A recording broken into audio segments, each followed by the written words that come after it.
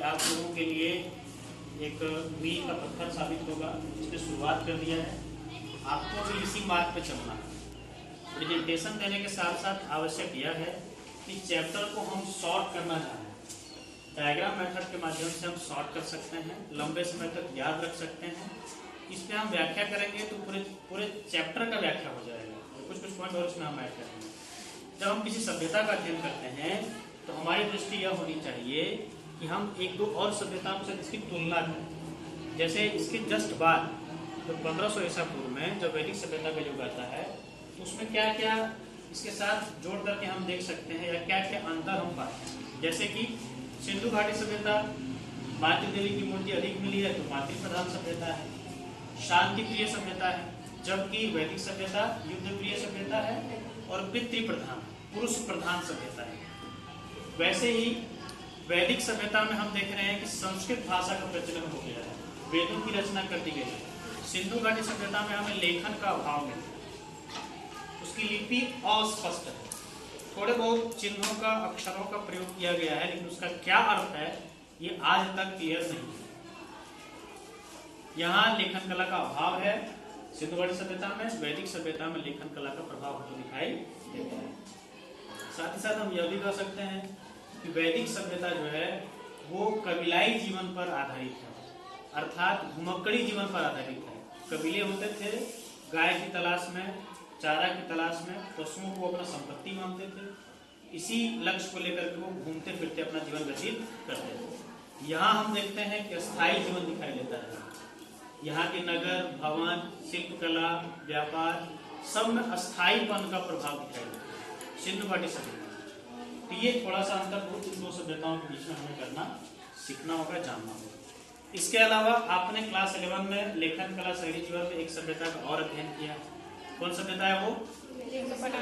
Mesopotamia सभ्यता।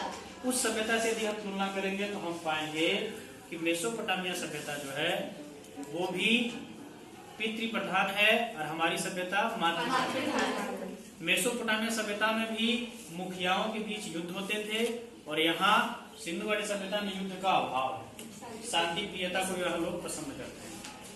Mesopotamia सभ्यता में भवन बनाने के लिए, सड़कों का निर्माण करने के लिए कच्ची ईंट का प्रयोग होता था, जबकि हमारे यहाँ नगर नियोजन प्रधान है, नगरों को व्यवस्थित रखा गया है, सड़कें अच्छी बनाई गई है, एक सीध में बनाई गई है, एक स्नानागार भी मिलता है, इसमें ईंट का प्रयोग किया गया, जिप्सम का लेप लगाया गया है, अर्थात यहाँ पक्की ईंट का प्रयोग होता है।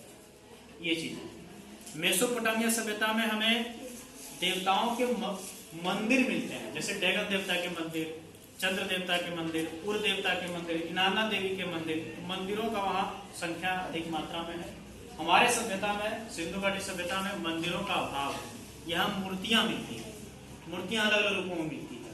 जैसे मातृ देवी की मूर्ति हो गई, शिव की आदि शिव की मूर्ति हो गई, शंख मिला है हमें, शिवलिंग मिला है, जो अर्नेस्ट मैके नामक विद्वान इस बात की पुष्टि करते हैं, बात बताते हैं।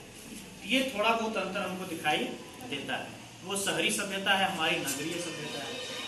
ये किंचित या थोड़ा बहुत अंतर हमें करना सीखना होगा। यदि हम सभ्यता का अध्ययन कर रहे हैं तो सभ्यता पूरी तरह से समाज प्रधान विषयों पर हमें ध्यान देना होगा। सभ्यता के समाज का स्वरूप कैसा था, वहाँ की संस्कृति कैसी थी, भाषा का क्या प्रचलन था, धर्म का क्या स्वरूप है, इन सब बातों पर हमें फोकस करना होगा। तो सभ्यता का जब भी आप अध्ययन करें तो आप तुलना करना सीखें, एक दूसरे से जोड़ करके आप अंतर करना सीखें, क्योंकि सभी सभ्यताओं में संस्कृति को विशेष महत्व दिया गया है।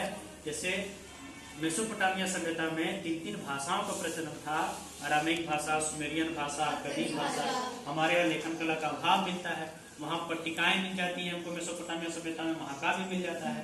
तो पूरी तरह से संस्कृति प्रधान दृष्टि हमको रखना होगा। संस्कृति से जो चीजें जुड़ी हुई हैं, समाज हो, कृषि हो, व्यापार हो, धर्म हो, रीति रिवाज हो, परंपरा हो, इन सभी बिंदुओं पर हमें अध्ययन करना होगा, पढ़ना होगा, तभी हम सभ्यता को सही रूप में जान पाएंगे।